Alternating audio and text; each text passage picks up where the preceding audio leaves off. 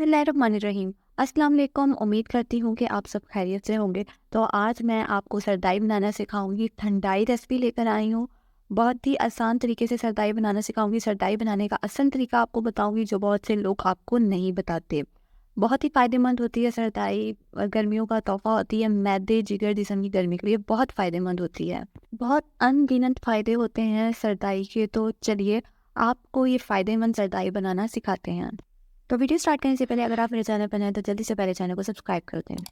तो सरदाई बनाने के लिए सबसे पहले मैंने कुंडी डंडा लिया है, उसमें 2 छोटी इलायची शामिल की हैं। अब इसको भी मैंने कूट लेना है। तो 1 से 2 सेकंड तक मैंने इलायची को कूट लिया था। अब इसमें 1 चम्मच मैंने खसखस का शामिल किया है। तो खसखस को मैंने पहले ही 1 घंटा पहले भिगो के रख दिया था पानी में। अब इसमें खसखस शामिल की है, इसको मैं कूट लूँगी और कूटने के बाद इसको फिर रगड़ लेना है। अब मैंने इसमें 1 चम्मच सौंफ शामिल किया है। सौंफ को मैंने साफ़ करके उसको भी पानी से वॉश कर लिया था। अब इसमें मैंने सौंफ शामिल की है और इसको भी मैंने कूट लेना है। कूटने के बाद उसको फिर रगड़ लेना है। अच्छे तरीके से आपने इसको रगड़ना है, ठीक है? तो अब मैं इसमें बादाम शामिल करूँगी। बादाम को मैंने छिलके उतार लिए थे बादाम के और इसमें बादाम शामिल कर दिए हैं। 10 से 11 बादाम लिए थे वो इसमें शामिल किए हैं। बादाम को भी हमने कूट के रगड़ लें। अब इसमें हम थोड़ा-सा पानी शामिल करेंगे क्योंकि ये हमारा जो मिक्सचर है वो खुश्क हो चुका है। हम इसमें थोड़ा-सा पानी शामिल करेंगे, फिर इसे रगड़ने में आसानी होती है। जब ये खुश्क हो जाए तब आप इसमें थोड़ा-सा पानी शामिल करते रहें। तो अब मैं इसमें काजू और पिस्ता शामिल कर रही हूँ। मैंने 5 से 6 काजू लिए थे और 5 से 6 पिस्ता लिए थे। इसको भी हम अच्छे तरीके से रगड़ लेंगे। अच्छे तरीके से हमने इन सब चीज़ों को रगड़ लेना है क्योंकि जितना ही अच्छा हम इसको रगड़ा लगाएँगे उतनी ही अच्छी हमारी सरदाई बनेगी। मैंने फिर से इसमें थोड़ा-सा पानी शामिल कर दिया था क्योंकि ये खुश्क हो चुका था। हमने इसका अच्छे से पेस्ट बना लेना है। अच्छे तरीके से हमने इसको रगड़ना है। अब हम इसमें चीनी शामिल करेंगे। आपने जितने गिलास बनाने हैं आप उस हिसाब से चीनी शामिल कीजिएगा। मैंने इसमें हाफ़ कप से भी थोड़ी-सी कम चीनी शामिल की है। अब इसको भी हमने चीनी को भी रगड़ लेना है और बीच में थोड़ा-थोड़ा करके इसमें पानी भी शामिल कर देना है ताकि जो चीनी है हमारी अच्छे से रगड़ हो जाए और मेल्ट भी हो जाए। से 2 मिनट लगेंगे चीनी को मेल्ट होने में।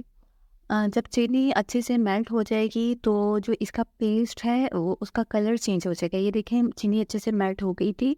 मैंने इसमें आधा ग्लास दूध का शामिल किया है। आप इसमें ज़्यादा दूध भी शामिल कर सकते हैं। मैंने इसमें आधा ग्लास दूध शामिल किया है। दूध शामिल करने के बाद इसको हम अच्छे से मिक्स कर लेंगे। ठीक है, तो अच्छे से मिक्स करने के बाद इसमें हम पानी शामिल करेंगे। तो जितने गिलास आपको सरदाई चाहिए आप उतना ही इसमें पानी शामिल कर सकते हैं। मैं इसमें ठंडा पानी शामिल कर रही हूँ। 2 से 3 गिलास मैंने इसमें पानी के शामिल किए हैं।